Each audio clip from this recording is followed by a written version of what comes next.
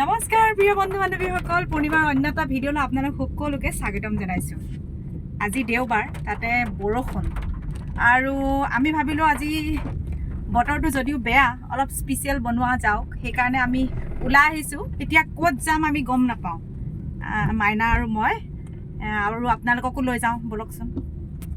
বতৰৰ অৱস্থা এয়া, তাতে ৰাস্তাটো সাংঘাতিক বেয়া। আমি আহি এয়া যোৰহাট জিলাৰ তিতাবৰত থকা ঠেঙাল সাংস্কৃতিক কেন্দ্ৰ আৰু সংগ্ৰহালয়টিত উপস্থিত হ'লোহি। বৰ্তমান বৰষুণ জাকো এৰি দিয়াৰ বাবে পৰিৱেশটো বৰ ভাল লাগিছে।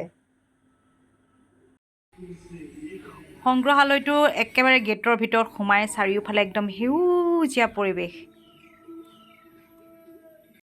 আৰু এয়া হ'ল ভিতৰ চৰা। চাওক ইমান ধুনীয়া। আৰু এয়া ওপৰলৈ চাওকচোন, এয়া দেখিছেনে, চেপা দি বনাইছে। আমাৰ যে মাছ ধৰা চেপা, এই চেপাটো দি বনাইছে। ইয়াৰ সন্মুখতে আছে এখন অসমীয়া সাজপাৰৰ বিপণী, কোনোবাই যদি ইচ্ছা কৰে কিনিবও পাৰে। আৰু তাৰ লগতে ইয়াত যিবিলাক সজোৱা বস্তু আছে সেইবিলাক প্ৰায়ে মানে বাঁহ, কাঠ, বেত ইত্যাদিৰে নিৰ্মিত হয়।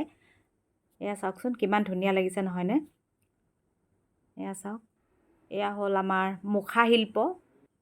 আৰু এয়া দেখিছেনে, ইয়াত আছে আপোনাৰ ডলা, খৰাহী, চালনী, পাচি, দোন ইত্যাদিৰে মানে সজোৱা, সৰু দয়া, জাপি এনেকৈ দি পেলাই সজোৱা এটা মানে দৃশ্য আপোনালোকে দেখা পাইছে।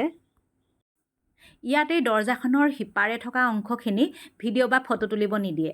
ইয়াত ইমানেই এটা ভাল বস্তু দেখা পাইছিলোঁ যে বহু পুৰণি, মানে বহু বছৰৰ আগতে আমাৰ অসমীয়া চহা লোকসকলে কেনেকৈ জীৱন নিৰ্বাহ কৰিছিল।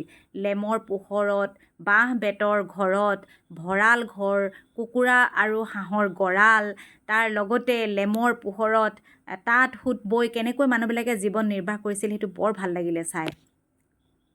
সংগ্ৰহালয়টোৰ কৰ্তৃপক্ষই ইয়াৰ ভিতৰ আৰু বাহিৰ দুইটা ছাইডে ইমান সুন্দৰ আৰু পৰিষ্কাৰ পৰিচ্ছন্নকৈ সজাই ৰাখিছে, একদম চালে চকুৰোৱা। সঁচাকৈয়ে কৈছোঁ, আপোনালোকেও কেতিয়াবা ইয়ালৈ আহি মনৰ তৃপ্তি আপোনালোকে ল'ব পাৰে।